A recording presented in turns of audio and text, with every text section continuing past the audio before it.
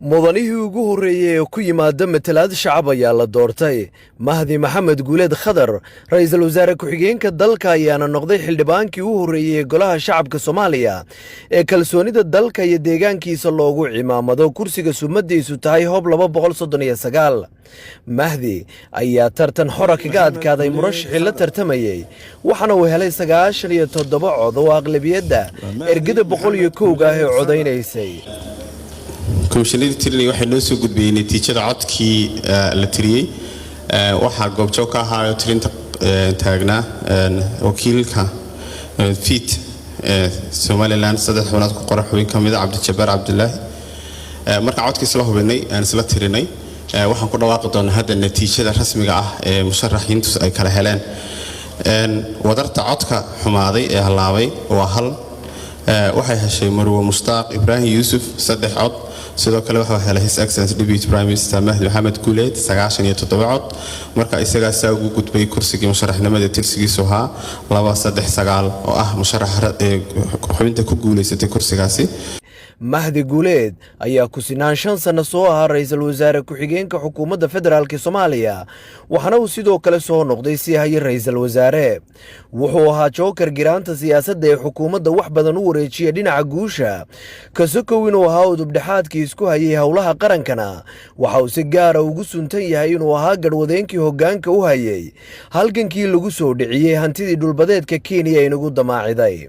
Maarch sanadii 2017 ayaa Guuleed loo magacaabay ra'iisul wasaare ku-xigeenka dalka, waana kii ugu muddada dheeraa xafiiska. wuxuu soo hogaamiyey shaqooyin qaranka muhiim u ahaa, mana dhicin muddadaasi khilaaf shaqo oo soo kala dhex galay isagiyo laba ra'iisul wasaare oo ay soo wada shaqeeyeen. waa tiirkii ugu muhiimsanaa ee shaqada dowladda. muddadii uu xilka hayeyna wuxuu dhigay taariikh dhinaca horu socodka dowladnimada ah oo u geli doonta baaldahaba. wuxuu soo hogaamiyey oo madax ka ahaa mashaariico dhinaca horumarka oo taabagalay, qaar kale oo hadda socdana waa maskaxda hagaysa. waxaa si weyn loogu xusuusan doonaa sidii hufnayd ee Guuleed uu hogaamiyey dowladnimada Soomaaliya iyo weliba sidoo kale taageeradii uu siinayay ra'iisul wasaareyaashii kala duwanaa ee dowladda. xildhibaan Mahdi Maxamed Guuleed waxa uu qayb weyn ka qaatay barnaamijyada dib u dhiska, horumarinta iyo difaaca dowladnimada Soomaaliya, iyadoo uu guul weyn ka soo hooyay doodii muranka badda. sidoo kale waxa uu soo hogaamiyey guddi hoosaadyada golaha wasiirada, gaar ahaanna tiirarka dhaqaalaha, arrimaha bulshada, amniga iyo siyaasadda loo dhan yahay oo dhammaantoodba ay ka socdaan mashaariico iyo barnaamijyo lagu horumarinayo Soomaaliya. Mahdi Maxamed Guuleed waxaa si gaar ah loogu xasuustaa kaalintii uu ka qaatay casriyeynta ganacsiga Soomaaliya, isagoo soo hogaamiyey wadaxaajoodyadii ugu sarreeyay ee dhinaca ganacsiga, gaar ahaan ku biiritaankii ururka ganacsiga adduunka, iyo weliba sidoo kale inuu soo noqday guddoomiyihii guddiga qaran ee fududaynta ganacsiga Soomaaliya oo dood dheer iyo dib u eegis kadib ku guulaystay in golaha wasiirada xukuumadda federaalka Soomaaliya ay ansixiyaan siyaasadda ganacsiga Soomaaliya, siyaasaddii shirkadaha yaryar iyo siyaasaddii warshadaha Soomaaliya oo noqonaysa siyaasaddii ugu horreysay ee la sameeyo tan iyo waqtigii xorriyadda. mudane Mahdi waxa uu sidoo kale guddoomiyey madasha SDRF oo ay ku kulmaan dowladda, deeq-bixiyeyaasha iyo daneeyayaasha kaleba, isku-dubaridka deeqaha ACU iyo agaasinka deegaanka iyo isbeddelka cimilada oo iyaguna qayb ka ahaa mas-uuliyadaha ra'iisul wasaare ku-xigeenka ayuu si hagar la'aan uga soo baxay. dhinaca taariikh nololeedkiisa waxa uu ra'iisul wasaare ku-xigeenka Soomaaliya uu ka soo qalin jebiyey jaamacado kala duwan, iyadoo uu shahaadada masterka ka qaatay jaamacad ku taalla UK. sidoo kale waxa uu ka qalin jebiyey maxadka shaqaalaha dowladda Itoobiya oo uu digrigiisii koobaad ku qaatay sharciga, waxaana uu waqtigaasi ku gudbay ama la guddoonsiiyey biladda dahabka ah ee sanadka qalin jebinta jaamacadda.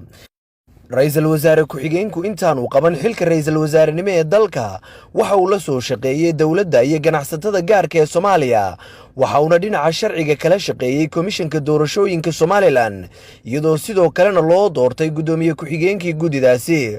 si madax bannaan waxa uu ugu soo shaqeeyey xirfadiisa looyarnimo, iyadoo uu dhinaca sharciga kala soo taliyey hay'ado caalami ah oo ay ka mid yihiin UNDP iyo Interpeace. Mahdi Guuleed waxa uu soo noqday hormuudka kulliyadda sharciga ee jaamacadda Hargeysa, taas oo uu ka hirgeliyey dib u habeyn dhinaca manhajka iyo xoojinta xidhiidhka jaamacaddu la leedahay saaxiibada caalamiga iyo kuwa dalkaba. sidoo kale waxa uu door muhiima ka qaatay aasaaskii maxadka shaqaalaha Somaliland.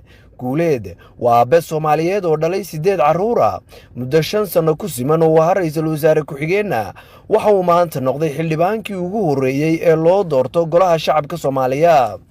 dhanka kale doorashada gobolada waqooyi maaha tii shalay 2016 kuraasiduna waa kuwa loolan adag mudan doona. caasimaduna waxay la ciirciiraysaa ergooyinka Somaliland oo sida la xaqiiqsan yahay 70% ay yihiin kuwa Muqdisho ku sugan ka shaqaysta kula ganacsiyo iyo arday wax ka barta halkan. waxa meesha ka baxay mudane ka yimi Burco ama Boorame inay doortaan erga reer Baraawe ama beledweyne ka timi.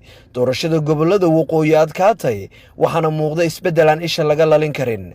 in Guuleed oo muddo 5 sano ku dhow reer waqooyi uu ahaa mas'uulka fulinta ku metela uu maanta u tartamo mudane golo shacab misana guuleysto iyana waa sumad kale oo muujinaysa diyaar u ahaanshaha dawladnimada dhismaheeda hore loogu ballamay. Mahdi isagiyo garbaha hareerihiisa taagan yahan maaganayaasha raadinaya kuraasida kala duwan ee isagu qaybta ka yahay iyana waa mid kale oo tilmaan u ah in kuraastii tan iyo carta dhaxalamoodka ahaa doorkan la isugu yimi. codkarkii hadalka cadda aftahankii bahwadaagta nabad iyo nolol xidigiyihii siyaasadda reer waqooyi inuu noqdo mudanihii ugu horeeyay ee golo shacab loo doorto maaha waxa macnaha weyn samaynaya hase yeeshee waa inuu ku soo baxay doorasho uu ka soo shaqeeyay ku soo tabcay kana soo dhex saaray loolanka reer koonfureedkii isku haystay reer waqooyi iyo kuwa ka dhigan rabay jaranjaro ama jaahwareerin doorasho.